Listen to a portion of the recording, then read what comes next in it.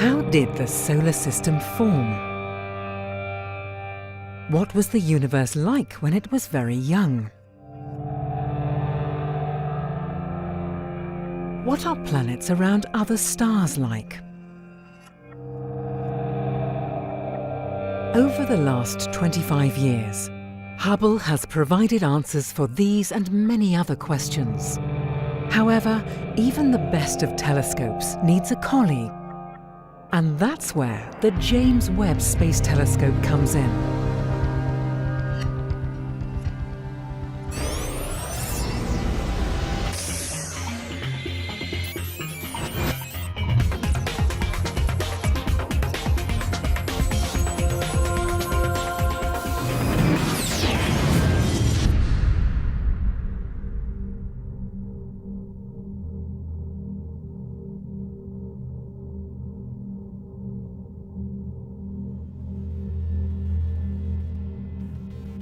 Launched in 1990, the NASA-ESA Hubble Space Telescope has been incredibly successful and has not only reached but exceeded all of its targets. The telescope is perhaps best known for beaming back stunning pictures of the universe. But it does much more. Over the past 25 years, Hubble has proved to be one of the most successful scientific instruments ever devised. From its vantage point high above the Earth's atmosphere, it has made many discoveries. Among its achievements is an accurate measurement of the age of the universe. It has also played a key role in the discovery that the expansion of the universe is accelerating.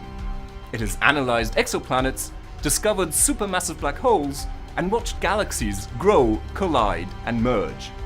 And that's just to name a few. Well, Hubble was really the first telescope we put in space that could do optical and near-infrared imaging.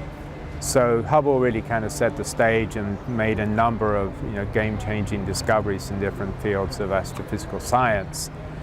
But it's also raised a lot of questions as we've discovered new things like the accelerating universe and how the distant universe looks.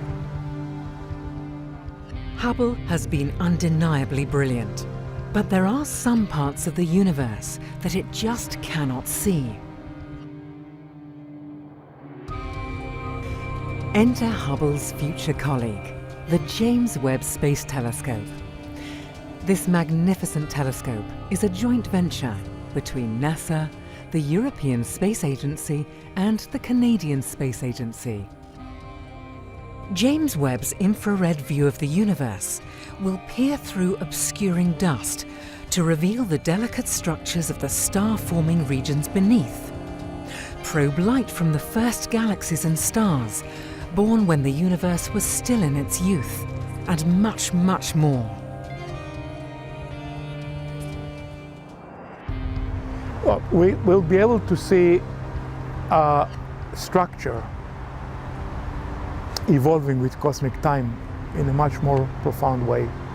We'll be able to map, to see, for example, this effect of gravitational lensing of these tiny arcs around clusters, which tell us how massive clusters are in fantastic level of detail, and actually, hopefully, also to constrain the nature of the dark matter.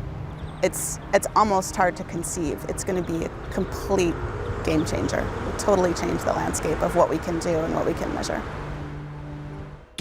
So what are some of the differences between Hubble and James Webb?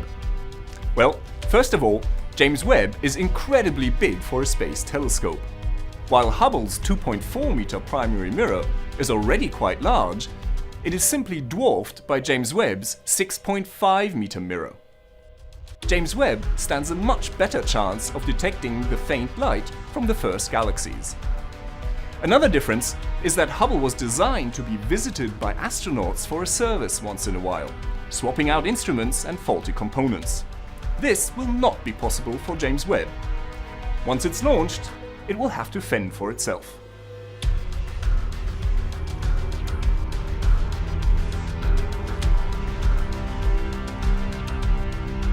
The amazing thing about the Hubble Space Telescope is it was designed to be serviced.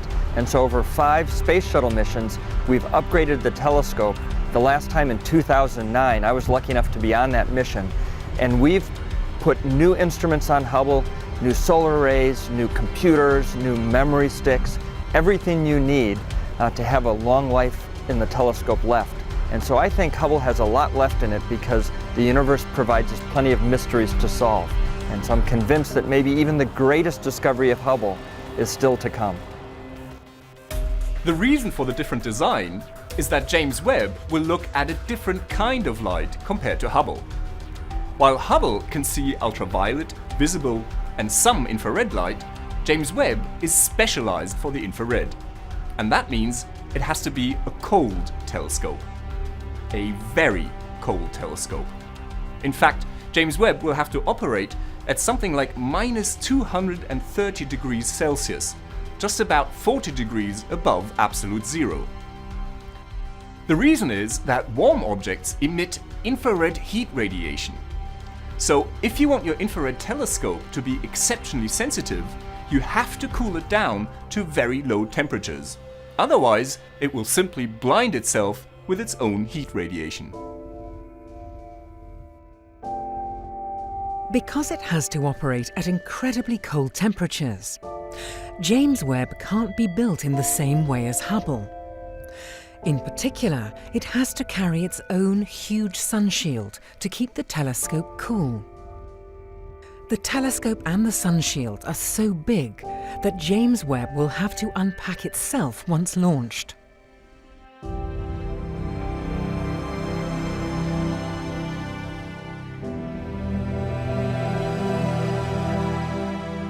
It is a great feat of engineering, as everything for the telescope has to be built at room temperature, but still needs to be aligned and working properly when it's cooled down, which changes the size of the components inside.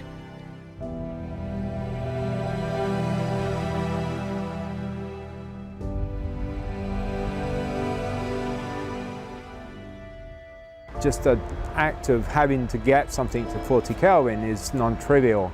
With JWST we have a big sunshade, so everything's in the shadow, but we still have a lot of hardware that has to be covered in multiple layers of blankets, and they're cryogenic blankets, which means they need to be specially designed, specially tailored.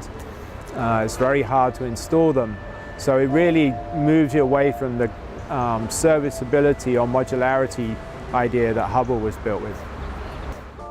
Keeping James Webb cold is the reason behind another big difference between it and Hubble. Whilst Hubble orbits the Earth at around 500 kilometers, James Webb has a very different path, not in orbit of the Earth, that will keep it 1.5 million kilometers from Earth. And astronomers have an additional bonus to look forward to. When James Webb is launched, Hubble will still be active. So for some period of time, astronomers will be able to use both telescopes to explore the cosmos. Who knows what they will find? This is Dr. J, signing off for the Hubblecast. This time, engineering surprised us beyond our wildest imagination.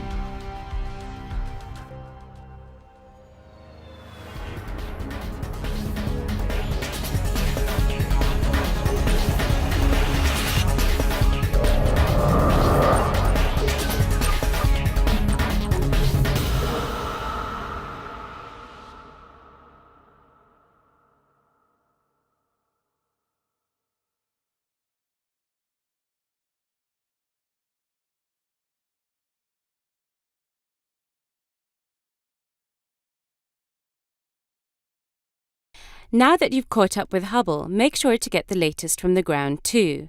The ESOcast highlights the best of the European Southern Observatory and its powerful telescopes that observe from high in the Chilean Andes, at the Southern Hemisphere's best-known sites for astronomical observations.